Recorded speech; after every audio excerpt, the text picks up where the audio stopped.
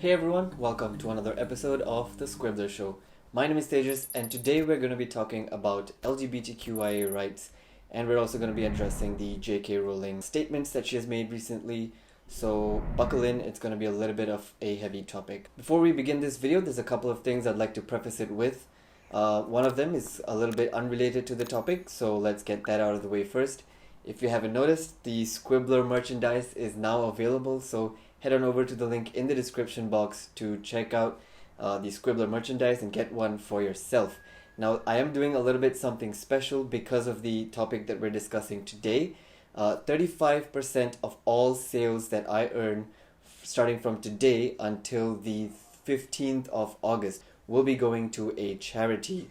This charity, to be specific. And I'm pretty excited to be supporting this charity because I've talked to a couple of my friends who are from the LGBTQ community. They know and they understand that this is it's a good cause to support, and that's what I want to do as well. So check it out. The link for the merch store is in the description box. Also, is it getting kind of hot in here? Because I need to hold on.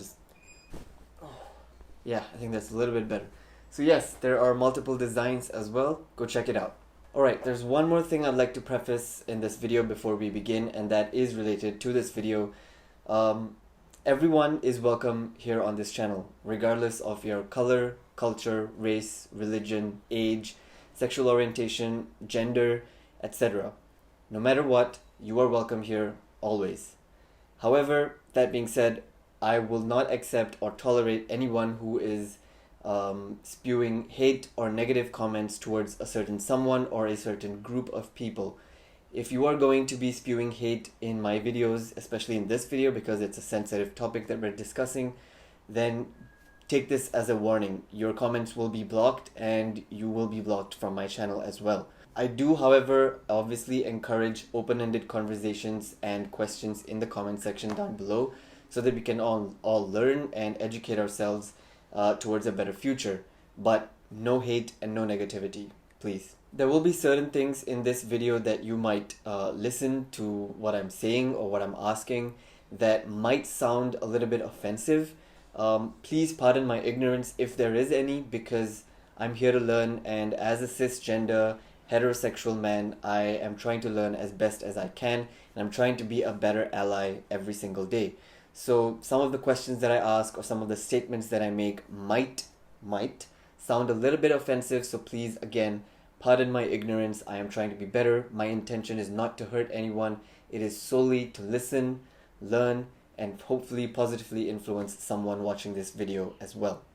I understand completely if you are feeling uncomfortable watching this type of video, especially for members of the LGBTQIA community who have been greatly affected by the recent statements that JK Rowling has made.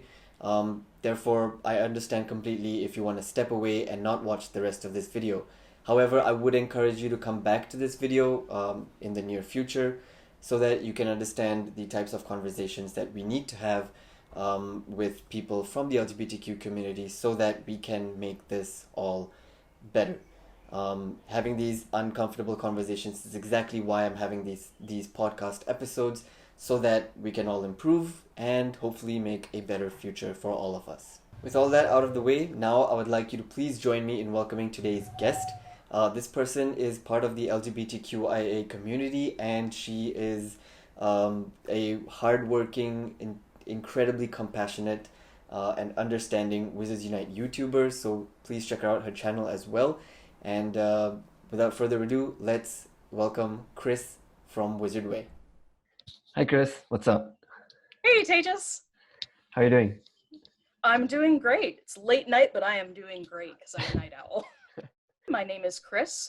My YouTube channel is Wizard Way, and I'm also on Twitch as Wizard Way Kris, along with other social media.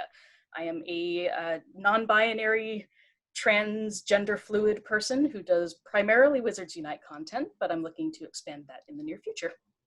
What you just said is exactly the reason why we are having this conversation today. It's a little bit of a heavy topic, but like I said in James's episode as well, it's an important issue, and the more we talk about, the more conversations we have about this, I think it's better for not just you and me, but for anyone who's watching. They can learn as well, and hopefully, we can all be better humans out of this. Right. I'm here to educate. I'm here to hopefully help people expand their worldview a little bit and maybe learn something new. And my perspective, I hope it's helpful. We have to address JK Rowling.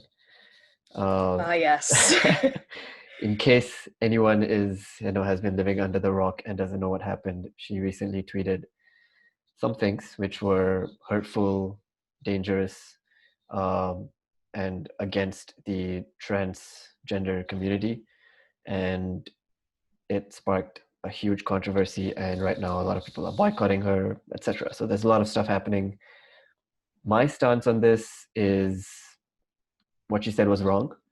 Trans women are women, trans men are men, and whatever gender you identify yourself with and are comfortable with, I'm with you. That being said, thank you.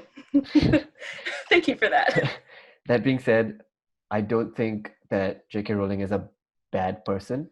No. I don't think that she deserved the insults or the whatever was being hurled at her Right. in the aftermath of what she said.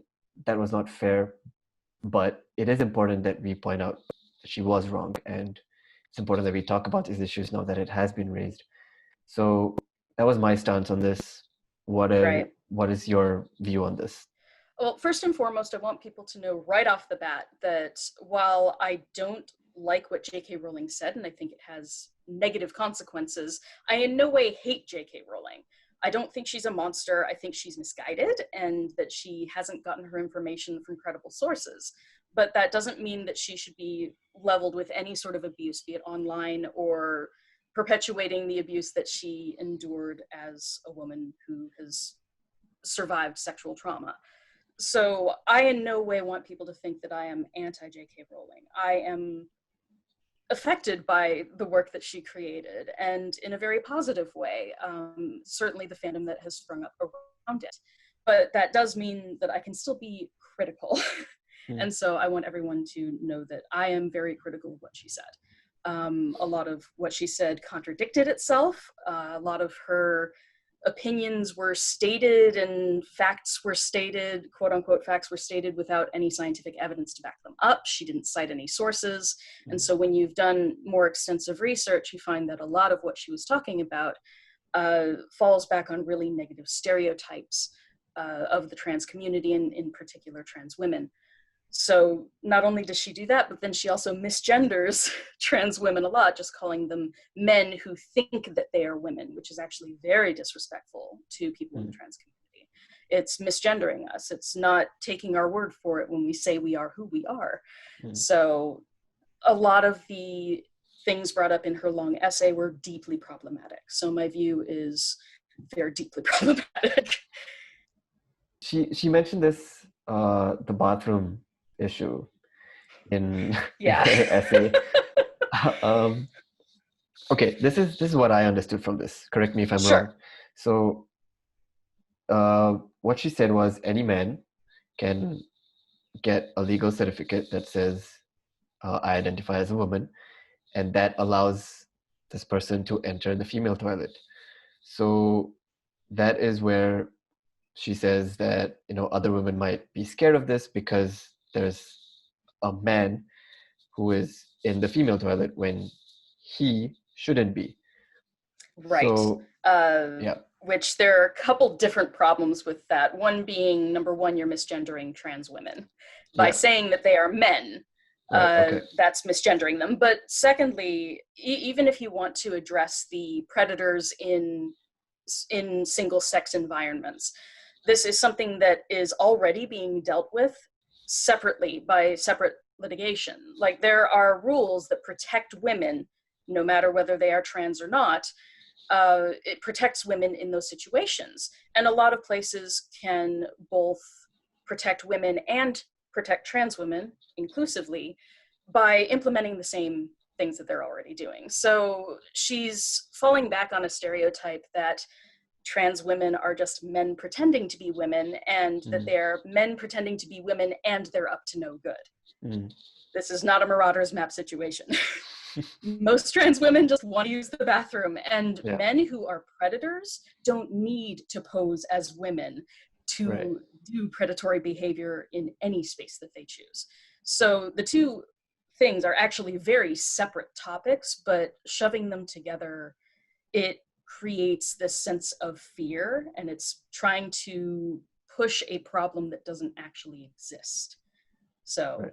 that's kind I of where think I'm that coming from. kind of cleared my confusion, because you're right. It's absolutely true that if there is a person who has predatorial a mindset, he or she, doesn't matter, that person will probably not go through all that stuff about getting a certificate just so that they can enter another Right. bathroom. As an author myself, Yeah. if I am writing a predatory male character, just for sake of example, Yeah. it's so much easier if you put yourself in their mindset, so much easier to just pose as a janitor. Yeah. Right. Which has happened. Mm. Or just walk the heck in. You know, Yeah. if you see a person go in, you're pretty sure they're alone, you could take advantage of that. These are things that are not trans women problems. Right. That These makes are sense. just male predator problems. Right. Okay. And everybody should be protected from that. You mentioned that as an author, if you wrote that, so speaking from a point of view of an author, Sure. does it matter does it matter what the character's gender is, if that character's gender is not affecting the storyline? So Right. basically, I'm talking about forced representation. Yes. So when it comes to character creation, there are some experiences that are going to be exclusively female. Either we're talking female assignment at birth sort of female, like if you're having an issue with a vagina specifically, or talking about periods. These things happen primarily with people who are assigned female at birth. So those sorts of issues are going to be exclusively, female. Mm. But there are other issues that affect all women, including trans women. So does the gender, does the sex actually affect the outcome of the story? It depends on what plot devices you're using and what tropes you're going to use. Okay. And those are very, very vast. But ultimately, if it doesn't affect the plot, you do sort of ask yourself, do I want this character to be male, female, Mhm. somewhere in between? I would love to see more non-binary characters, people who just are neither or are both, are fluid.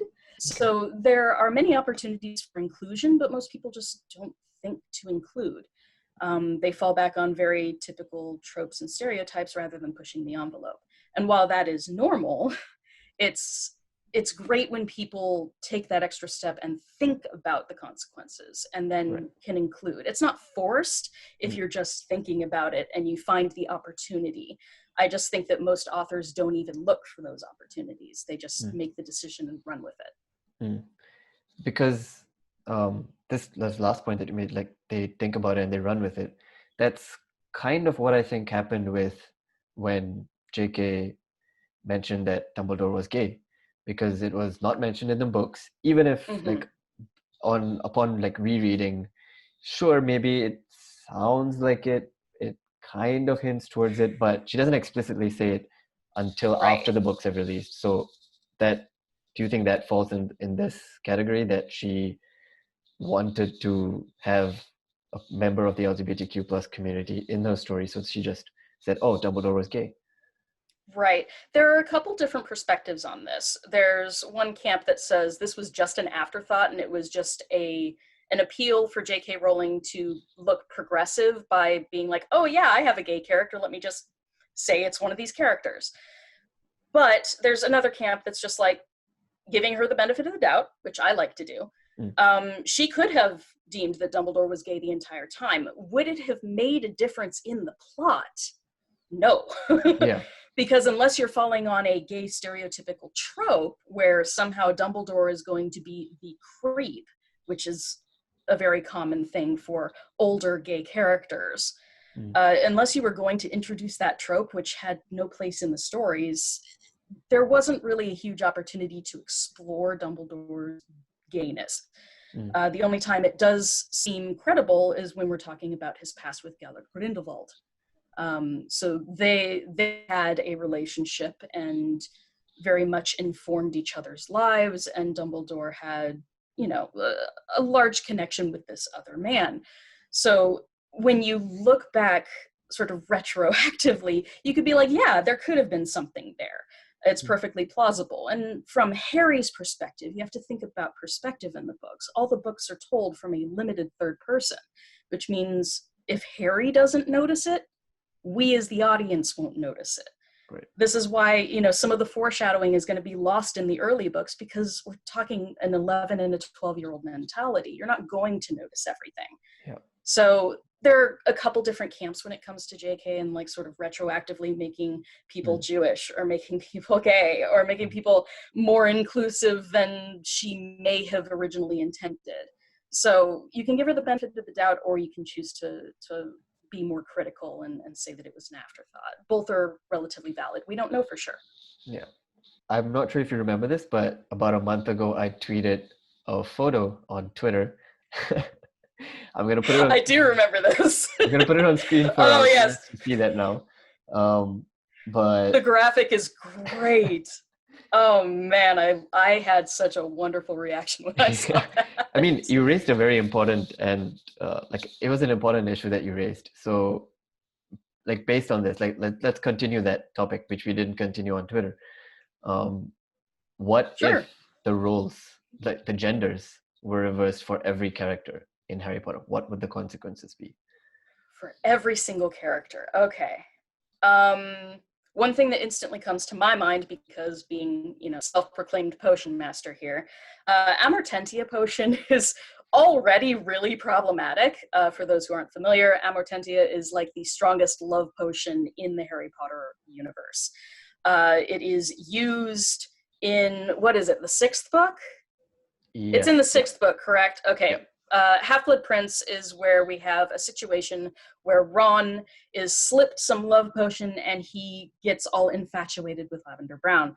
This is problematic to begin with, but if you switched the sexes of those two characters and it was a man who had basically roofied this young woman, yeah, that would have it would have been called out more heavily than it was.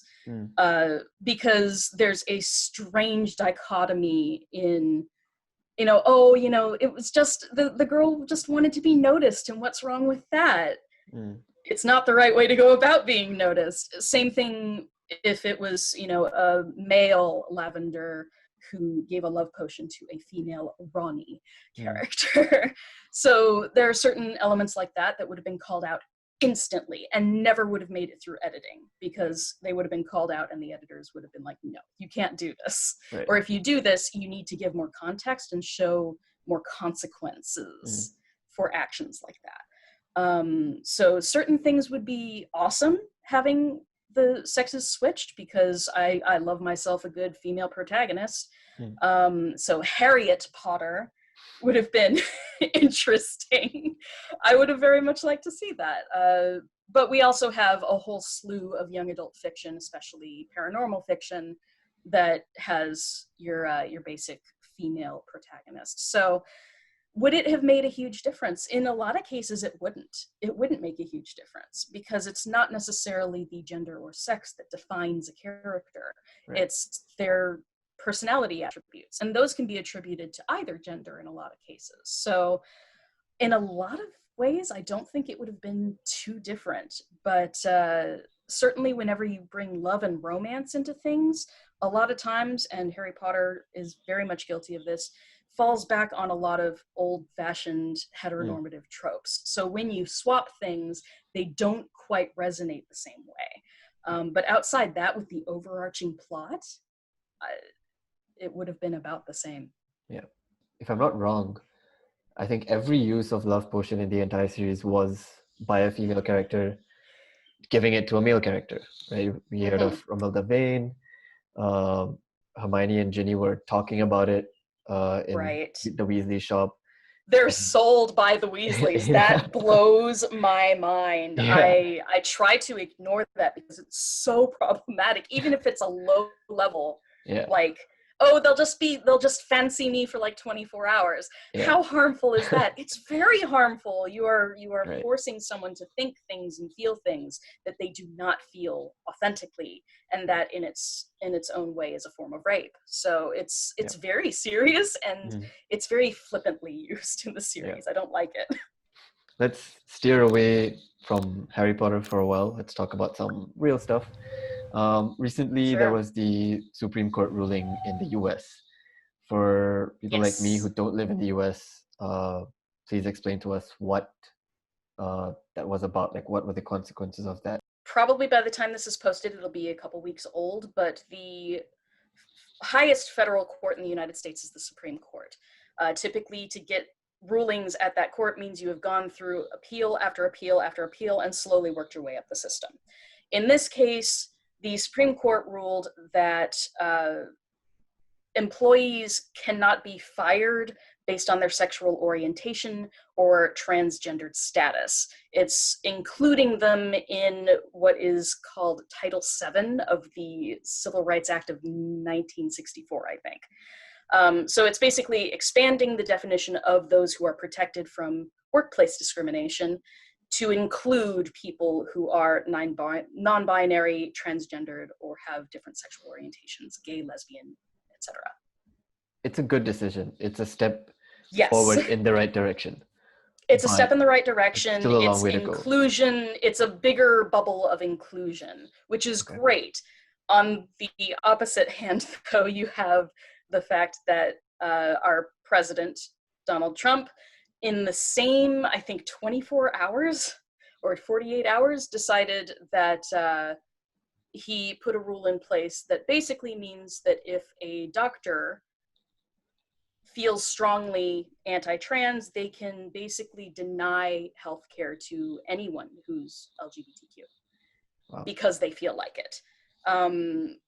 And this includes emergency situations. So someone could literally be dying on your table, and if your doctor just decides, I don't treat trans people, that would be fine. So you win some and you lose some, and that usually highly depends on who happens to be in office and their personal views on the matter. Right. It's backward here.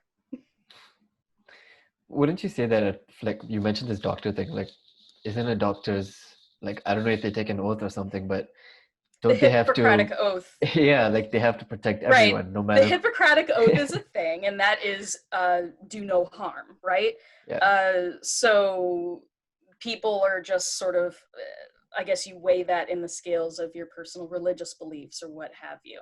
But it's just a very confusing thing when we just had a win against inclusivity to then have that dialed back. So we can not be fired because we are gay or bisexual or trans, but if we get hurt, technically someone could deny us care. It's a very strange time we live in. Yeah.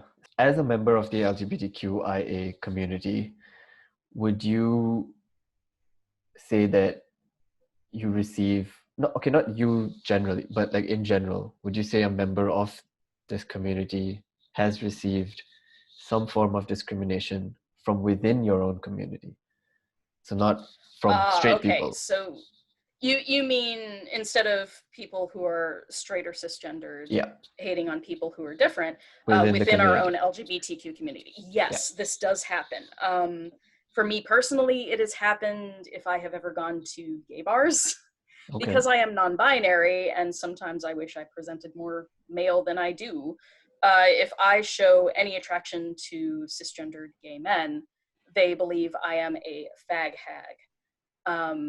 Because I look female, they just think that I just want to be with a gay guy, and why would I want to do that when I'm female? And that's not right, and it's gross. So I have had huge levels of disgust thrown at me just because I have been attracted to an individual who happens to be a gay man. When you're non-binary, things get confusing, but within our own community, we have prejudices for people who just typically are not exposed to it often enough, and they aren't informed or educated about it. But in the larger sense, yes, especially trans people. Transphobia is worse in general than homophobia, in that it is more destructive, it causes more harm psychologically.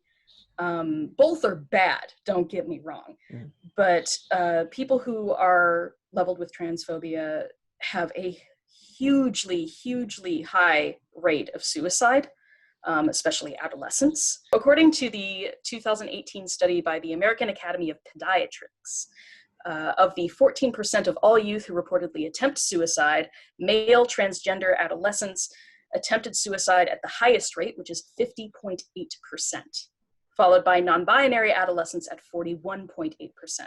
Female transgender was 29.9%, and questioning people were 27.9%.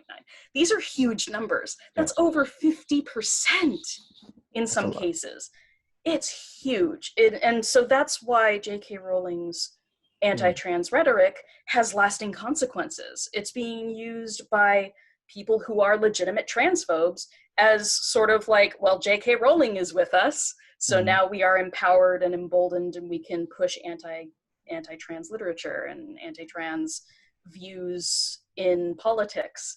And it's just there is a ripple effect when there is hate leveled at us. But this does happen within the LGBTQ community specifically. There are people who want the T removed from LGBT because they don't believe that it's the same cause, and they don't believe that it's a worthy cause at all in some cases. So they want to completely exclude people from rights, which is odd because if trans women are women and if trans men are men, either way they could be gay or straight or lesbian or whatever. It doesn't exclude them necessarily from needing the same rights as all LGBTQ individuals. So it's strange, but it's very, very much present.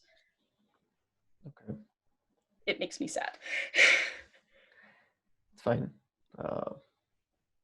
But yeah, I'm speechless right now. I don't know what to say either, because it's big. Yeah, it really sucks. And it's huge. And this is why we're getting a lot of people, myself included, who are put in this odd position where we have to now question, how much do we want to support someone who's openly against our rights? And this happens all the time with various different issues, like an example I like to use. I'm a huge Tolkien fan, okay? Like, I love Lord of the Rings. I love Lord of the Rings more than I love Harry Potter. Okay. I know, and this is probably not the place I should say that, but I love Tolkien's work. Tolkien was a racist. It shows up in his work. It's very, very clear, and people will say, oh, it's just the times he lived in. But is there an excuse for it? No. Can I still love his work? Can I still love being part of the fandom knowing that he was racist? It becomes that question. I love the work. Lord of the Rings gave me a huge boost in my morale. It gave me something to live for when I was going through my questioning period, same as Harry Potter. And when you're confronted with these views of people that you put up on pedestals, having them knocked down off that pedestal and made into a human can be really painful. So I understand a lot of trans people right now going through that difficulty of, how much do I want to support JK Rowling after she's been so clearly against trans rights specifically? Right. And it's a tough position that we've been put in. Me personally, I am choosing to not financially support her whenever I'm given the option. Okay. So whenever possible, I'm not supporting her fiscally. But it doesn't mean that I'm separating myself from the fandom, because this fandom has been wonderfully inclusive in a lot of different ways, be it racially, politically, gender identity wise, being, trans, being gay, bisexual, any of that. This community in particular has been really, really welcoming. It's partly, oddly, because of all of the messages that JK put in her books. So it's very strange for her to be so antithetic to her own messages in her stories. And this is why I feel that she's not a monster, but she's put herself in a bit of an echo chamber where she's being fed nothing but negative information that is fear-mongering when it comes to trans people. So if she hopefully gets better educated, maybe those views might change. I try to be positive about it and have a good outlook, but you never really know. So it's a bad position we've been put in as fans. There are many people who are trying to help in any way that they can. I, even as an ally, want to help. So tell this audience who's watching this, how can we help, and meaningfully, not just like, talking about it, but how can we genuinely help and make a positive impact? There are several things that I think worldwide can be done. Number one, people need to educate themselves. Whenever you are fed something that basically tries to incite fear in you, fear of the other, we as Harry Potter fans, we're used to that. We see all of these, fear of the other in the books. And the response to that is get to know people. Get to know people who are these things. Get to know a werewolf. Get to know, these marginalized people, people who are weird, people who are outside the norm. Even in Harry Potter, we are encouraged to get to know these people, because once we do, it challenges all of those strange things that we've been fed by society. So the best thing that you can do is put yourself in a sphere that is going to be inclusive and that will introduce you into dialogues with people who actively identify this way. And if that's impossible for you, because depending on the country you live in, you might not have a very active population because we are very, very marginalized people. If that's the case, do what you can online to educate yourself. Listen to trans voices, much like with Black Lives Matter. Listen to Black people, listen to brown people, also listen to trans people, especially if you can manage it, trans people of color and trans women of color, because they are the marginalized of the marginalized of the marginalized. So if you can include those voices in your interior dialogue, it will help you understand and help you educate yourself more. Beyond that, there are a lot of causes that you can support, various shelters that cater specifically to trans people of color, causes that will amplify the voices of the oppressed, which is really what we're talking about with most activism these days. Is anybody who is being hurt, anybody who is being marginalized, we try to amplify their voices and try to get them as much aid as possible, from exposure to actively, financially supporting, or actively going and, donating, volunteering your time. There are a lot of different things that if you look for those causes, you will absolutely find them in your communities. And these are people who desperately need your help, especially younger people who are, questioning or who are trans and are faced with a lot of prejudice from within their families. People end up homeless at a higher rate when they're trans, and that's a huge problem. So yeah, anything that you can do to help normalize and include this sect of your population is going to help people feel welcome, and it will help people be less likely to self-harm, which is a huge problem in the trans community. Like I said, almost 50% in some cases, and that's crazy. Nobody should be in such a dark place that they feel that the only way out is to not be a part of the world at all. So anything that people can do to combat that is definitely welcome. Pretty powerful, Kris. You mentioned the fear portion, like, we should educate ourselves so that we're not fearing. That kind of reminds me of a quote from Harry Potter, which again further stems from the hypocrisy of, the author. What can you do? We're in a very strange space now with JK Rowling. Yeah, so the quote is, it's what Dumbledore says, in fact, that in reference to Voldemort not being called Voldemort, that a fear of a name increases the fear of the thing itself. So if you can learn to accept this different person, then you'll realize that maybe they're not so different after all, and we're all humans at the end of the day. And it's, this fear, so-called fear, needs to be abolished as fast as we can, so that, like you said, these suicide rates, it's not normal and it's way too high, and it needs to be addressed. So yeah. Ultimately, every single person, regardless of their gender identity, regardless of the color of their skin, regardless of their upbringing, everybody deserves to have a safe space in order to exist. Right. Everyone deserves to be loved, respected, and given their basic human rights without being questioned by people about who they are and why they are that way. Everybody deserves that safety and that respect. So that's all I'm pushing for. Yeah, it's important that if someone of like someone who belongs to a community who is being oppressed, be it gender related or racial related or anything else, if they're being oppressed, it's important for us who can help them, put them on a platform and listen to what they have to say and to raise their voices, because if they are being oppressed, then their voices may not be enough to cause an impact. So that's why we also need to do our part. So yeah, I think that's a nice way to end this episode. Yeah. Kris. Listen and amplify. These are both good things. Yeah. All right. So that brings us to the end of the episode. But before you go, it's time for the Fiendfyre segment. Oh no, I'm dreading this. I saw Gita's episode. No, Lord, here we go.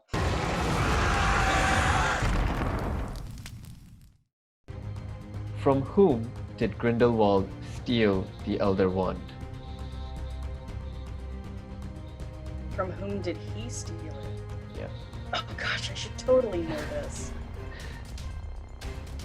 I don't know. It's a wand maker. Oh gosh, it's Chris. not Ollivander, is it? Is it Ollivander? No, it's Grigorovich. No? Okay. Grigorovich! Oh no, I should have known that. The other wand maker. Yeah. Fail. Okay, next. All right, next. Did Albus Dumbledore meet Grindelwald for the first time before or after his mother's death?